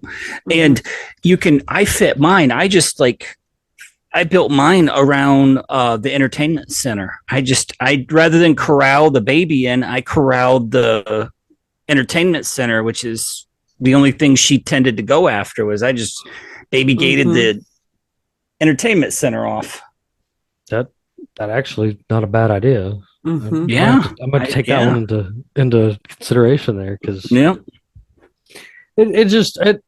been an adventure for sure. You know, I mean, I've been around a lot of kids, and I've made mention of having to raise my it's an adventure, raise my little brother and stuff, and it's never a dull moment, and I totally recommend it to anybody, because it's always fun to have a broke little best friend to follow you around all day.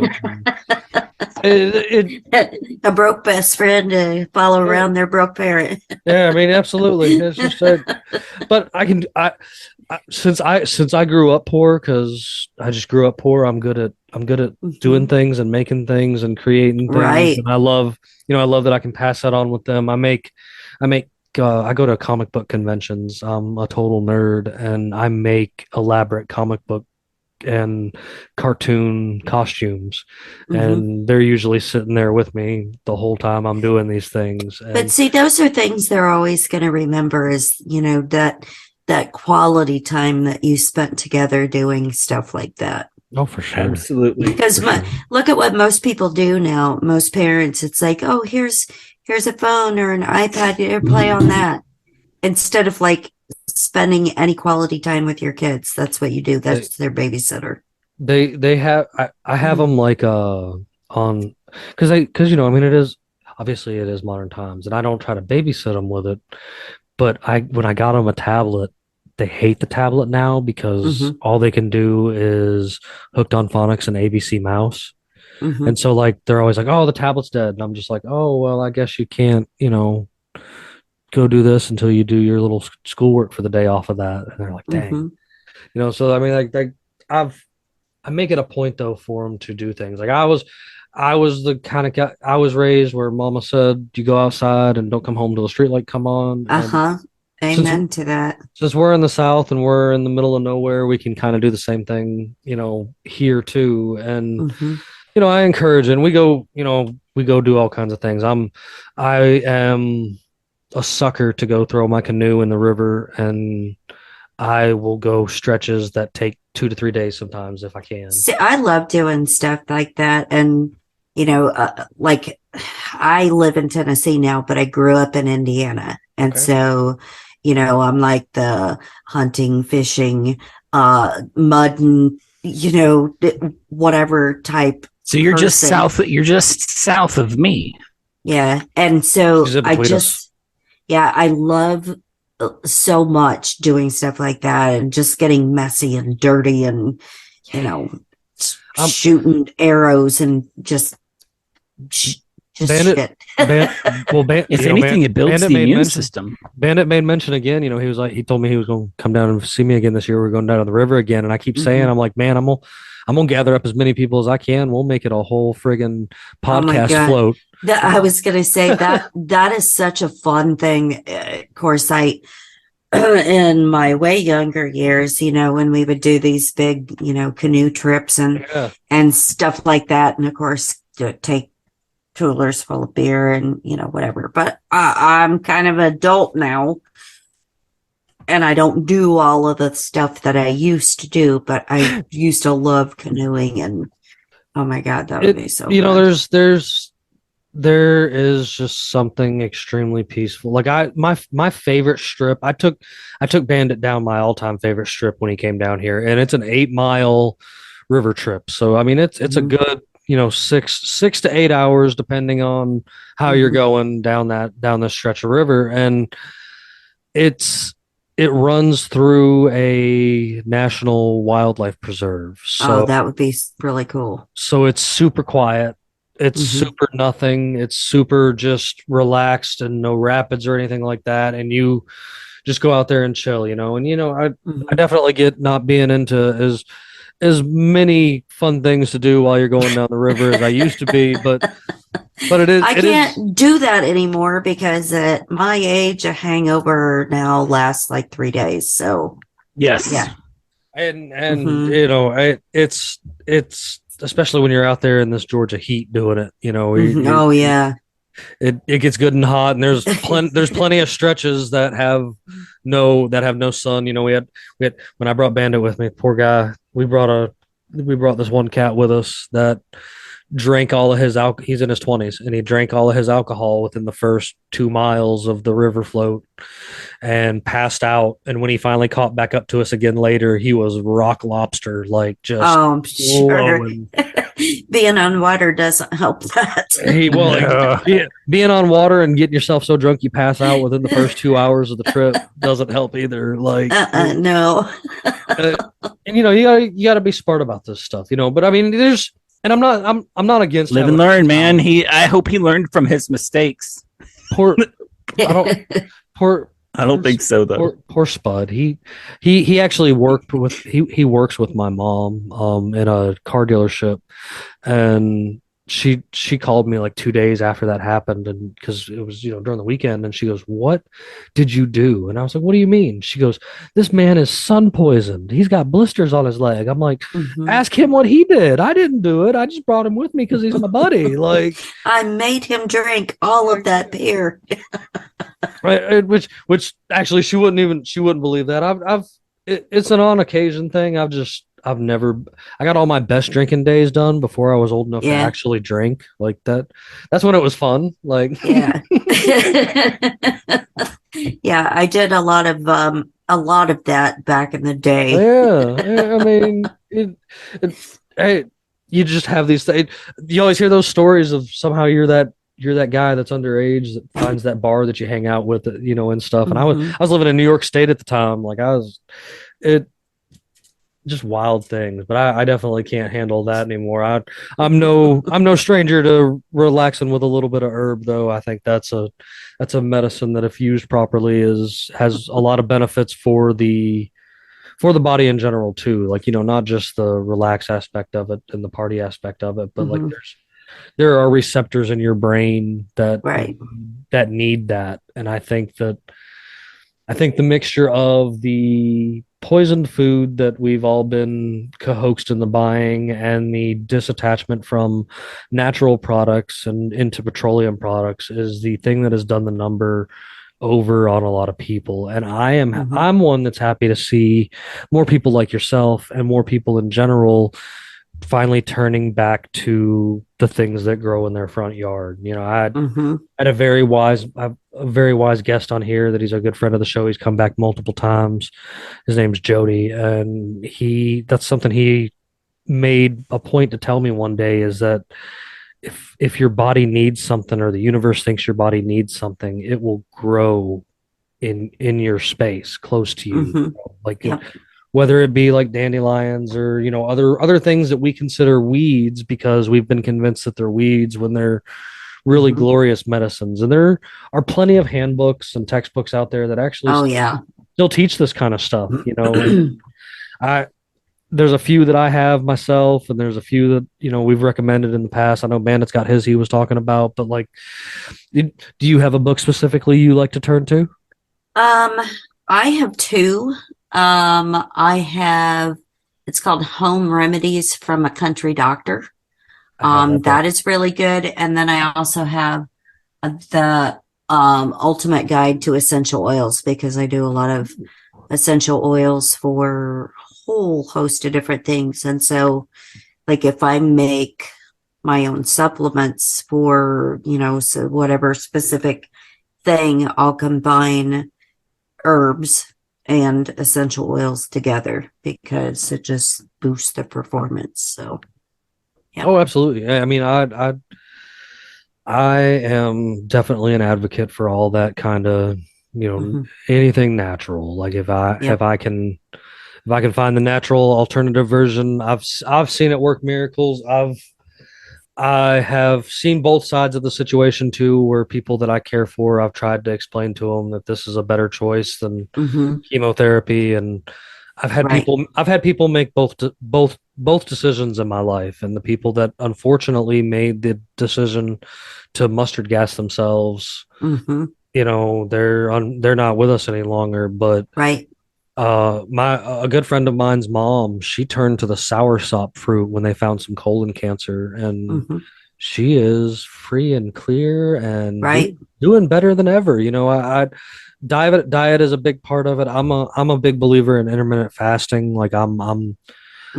I th- I have this weird idea in my brain that your insides are a lot like a car engine, and the more Gotta you clean the gunk out. that too, but the more you put through them, the more those gears and stuff like that get used. Mm-hmm. And there's a man on record. He actually holds the Guinness record for 386 days of a fast, and like straight, and he was monitored by medical professionals and stuff like this along the way. This is back in like the 60s, and it I've seen benefits from fasting. I've seen how even just a short 3-day fast can help reset your body into feeling into different ways and stuff like that. And on top of giving us a bunch of poison, they tricked us into the whole idea of the food pyramid and 3 squares a day Oh yeah. and stuff The like food that. pyramid is inverted. Not only is it inverted, but I feel we overeat as a society. Mm-hmm. Like just in general, they're like, here's all this garbage for breakfast, here's all this extra for lunch, here's Right. dinner, and then here's all these snacks in between. And I'm a trail mix, snack on maybe some fruit or something during the day kind of guy, and then I eat dinner. And then Yeah. But you know what the funny thing is? There's so many people out there that are like, you have to eat no meat. Or eat meat once a month, or, everybody has to be vegan, or, whatever. Like, there's so many different things. And I'm one of those people that firmly believes you need to do what's best for your body. yes, Because each body's different. like me, I feel like total shit on a shingle if I just eat vegetables. Yeah. I am a meat chick. I have to have meat. You're supposed to have the animal protein You are. Well, to heal your body.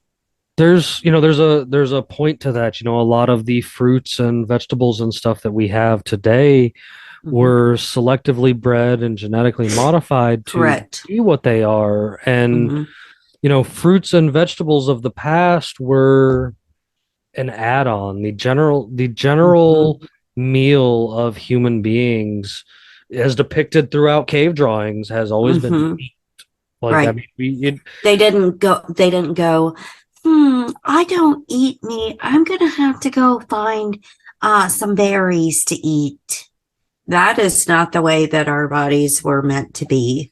But if you're one of those people where you feel terrible if you eat meat, suggestion for you to go find a local farmer that raises their own, yeah. that are grass fed, grass finished, and try that, because I guarantee you'll feel better than what you would with store bought stuff.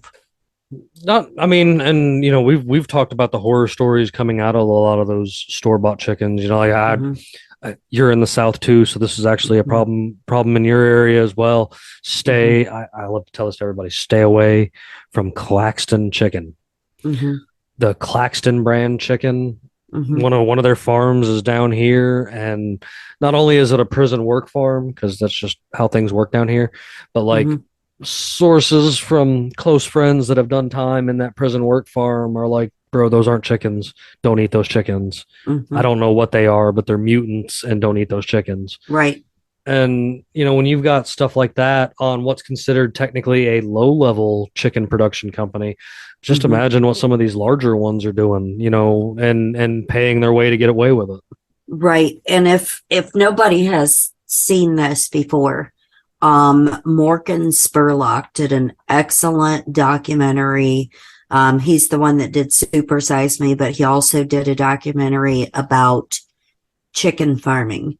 and how easy it is to get around the government regulations and loopholes as to labeling things, free range, organic, all of that kind of stuff. It's a really good thing for people to watch about how going through or surpassing these loopholes, he was able to label his own chickens that he was raising free range because they had like 5-foot fence that they could go out the door into this 5-foot area, and that made them free range. And like how giant the chickens were because they were injecting them with steroids and antibiotics and stuff like that. So yeah, it's a really good documentary to watch. Yeah, and then there's always I always love having great recommendations like this from guests and stuff, because I actually already found it and will be sure to share it with this episode, because that's the kind of stuff I like to do. Because I've always believed in, I'm the guy that will go find you the proof. I will go bring you my sources. I will go bring you my documentaries. I will go bring you my documents. I have a like a Google file that has multiple things that are just shared publicly that are hard to find online anymore and stuff like that, just because somebody gave me and I'll tell you guys what this is. It is a source to be able to find things that are old, that they're trying to scrub shit from the internet all the time, and it's archive.org. We one of our co-hosts, Luis, he hooked us up a search engine that I use. It's called Gearboo. And when you use that search engine, it also brings up the stuff that Google has deleted. Yeah, and that's what this archive thing, like years back, there was a bunch of stories about Bill Gates being sued in India and multiple other countries for, death and whatever from his injections he was pushing on everybody. And then before he became the COVID guru and lead scientist and medical doctor here at the forefront of that, they scrubbed all of those things from the internet, so you can find them on that source. So they're getting pretty good at doing that whole let's scrub things away, or trying to, but once people are something has smarter. been on once something's been on the internet once, like it's on someone's phone somewhere. It's everywhere. Yeah. That is one of them positive sides to it. Like it's like people trying to erase stuff from their computer when it's never really gone. Yeah, the internet doesn't forget at all. That's right. Ever. I mean, look, they're pulling up tweets that people made from 15 years ago. Oh, sure. Yeah, it gets ridiculous sometimes. If you want to go back in my past, I am so old that you'll have to go back and write and find the handwritten notes that I wrote that were mean tweets back in the day. Oh my God. But hey, that's one of those aspects. Like, I look around today and see it's not that people are stupider, it's that more people have phones and we're seeing more people be stupid because there's more cameras and stuff everywhere. But I can think of plenty of times if they would have had camera phones. Oh God, dude, I'm glad we didn't have teenager. Them. Yeah. Oh my God, I'm glad. I probably would have got the videos that would be out. Beaten with a switch or two. Oops. Dude, missed a birthday or two as you were in a coma from when your mama knocked you to the right to that side of it. Yeah. We may have done some stuff back then. We were talking about that the other day. Me and my work partner were talking about how, some of the kids that we run across or see or whatever, just the way that they speak to their parents, I'm like, it makes me swallow my tongue and flinch a little bit, because I'm waiting for my mama to hit me when they're talking to their own parents that way. Oh, I'm telling you what, my daughter and I, God love her, she is grown out of this now that she's an adult. But there was a stage, when she went from like my sweet angel to baby Satan overnight, and the way that she spoke to me and stuff, and it was like a couple of years, and I thought, sweet baby Jesus, one of us is not going to come out alive from this moment in time, because she's, like called me all kinds of names and thought she would like take a swing at me a couple times, whatever. Oh my. And like I said, I may be fun size, but I can still take you, if you know what I'm saying. Mm-hmm. My mom used to say, I brought you into this world. No, my mom used to say, my mom used to say, I brought you into this world and I'll be the one to take you out. Take you out. Mm-hmm. Yeah. I remember that one pretty well. Whew. I'm glad them days are over with, because that was a bad time. Oh yeah, but you can say you definitely probably learned some good lessons out of some of the crazy stuff that you've probably seen. I know I'm a guy that can, like, 100%. I've done some dumb things that led to some great life lessons that I can definitely take to the bank. We should learn from everything that happens to us, whether it's bad or good.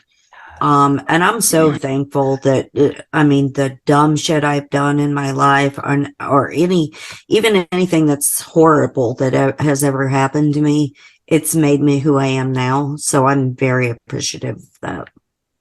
Fair. Yep. So here recently, I've had this new segment that I've been doing on the show where, because Luis has got us all, the world going on AI, like. He's not here, and I'm not trying to hate on the guy. I love Luis. Luis likes his AI. I secretly think he might even be AI. Like, he might not even be real. Pause. Hold on one second. Be very careful now, because guess what? What? AI now has a Bill of Rights. Oh. Yay, Terminator. I know you think I'm joking, but I'm not. I don't think you're joking.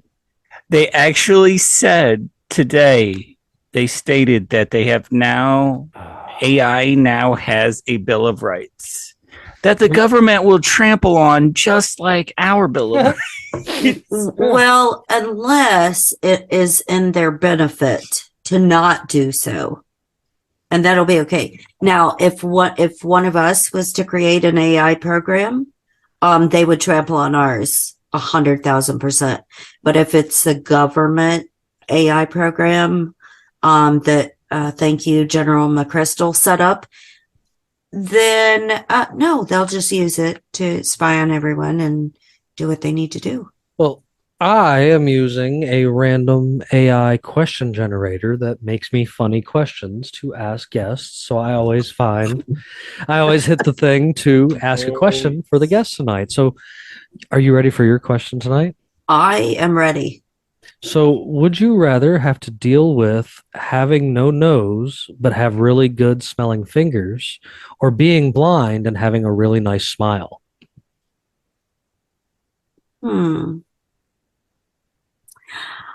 I am going to take the fingers, because I am one of those people that, likes to play jokes like fart and then go smell my finger. And so, yes, I would definitely take the smell my finger for 1,000, Alex. Mm-hmm. So get rid of your nose, but have awesome smelling fingers. Yes, absolutely. Fair. What about you, Bandit? Yeah, I got kids, so I don't want to be blind. Well, I think so. He's going to take the fingers too. I'm going to take the fingers because I like the chip in my tooth, because that comes from that same Rottweiler story that I was telling earlier. Mm-hmm. And it gives me a little bit of character. It's like my Lloyd Christmas look.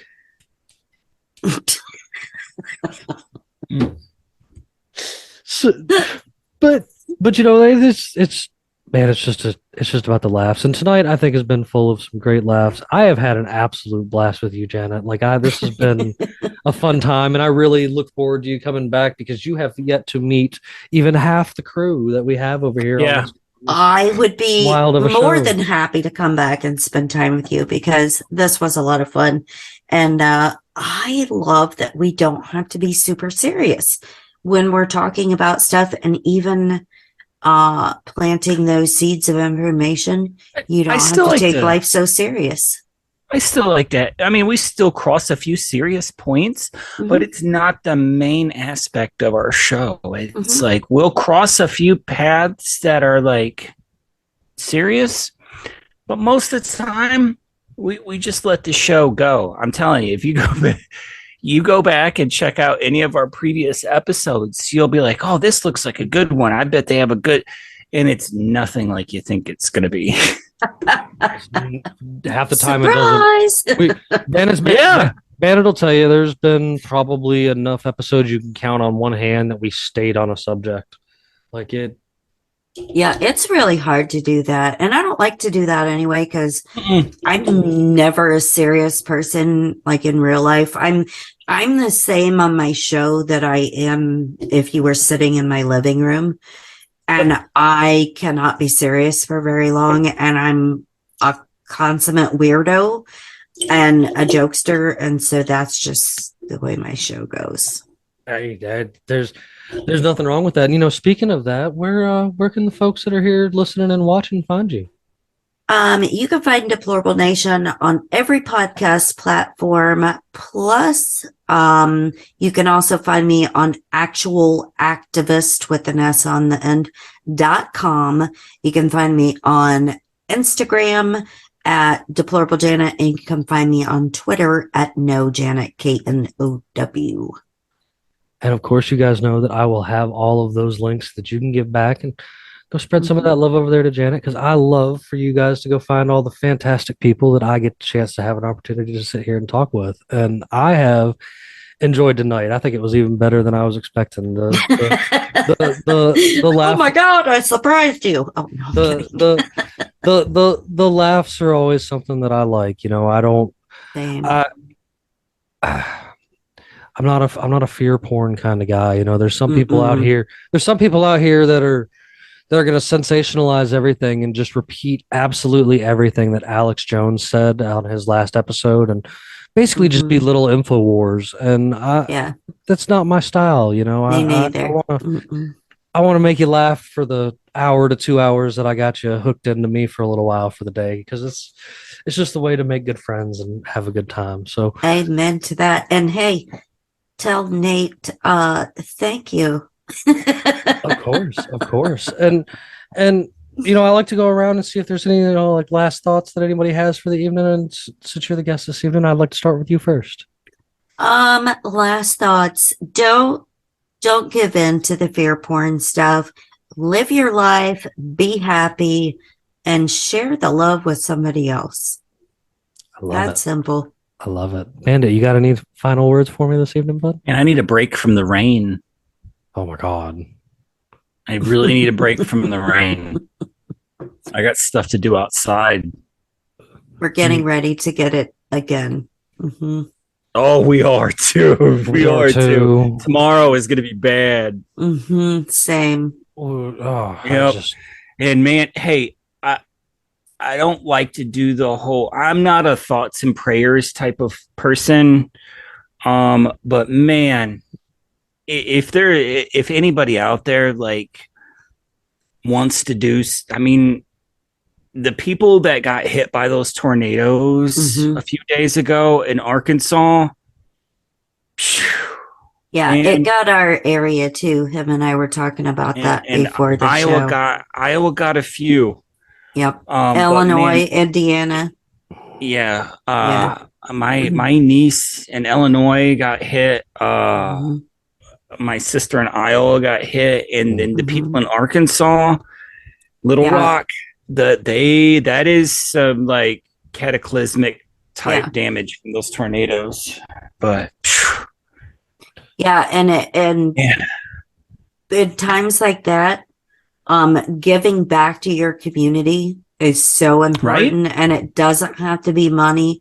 A lot of those people that were affected in all the states lost all kinds of stuff. So food, water, clothing, shelter, even. A lot of people like lost their homes. And so, you know, if you have an extra room or whatever, be a good human and help. Hey, Yeah. I And this is one definitely of agree those with that. times where a tight-knit community will come together and have more of an impact on those that were affected by something like that than the government ever could 100%. imagine to be. Yeah. A tight-knit community will do more. Yep, So, absolutely. and that's it for me. Awesome. Well, of course, you guys, I'll have you some links on some of the things that we've talked about this evening. I've been hard at work pulling things up in the background, as well as all the links you need to get back to Janet and everything she's got going on over there. You guys, make sure y'all go give her some love for all that. And, I appreciate each and every one of y'all out there watching on Rumble, Odyssey, and BitChute, and all you folks listening across all those audio platforms all over the place. And you guys know that I love giving things away, and we're continuing with our awesome Unconstitutional Awakening the Podcast sticker giveaway. You guys can get some of these sweet Unconstitutional Awakening the Podcast stickers, and all you've got to do is answer my multiple choice pirate question for tonight. So, the question is why did Blackbeard ignite substances hidden under his hat? To help him light his pipe, it made it easier to ignite weapons, or the smoke made him look scary? You guys can answer that question over there underneath this episode at unconstitutionalawakening.com and get yourself some free stickers. So I reckon we're going to weigh anchor and get on out of here this evening. So y'all have a great evening. Goodbye now.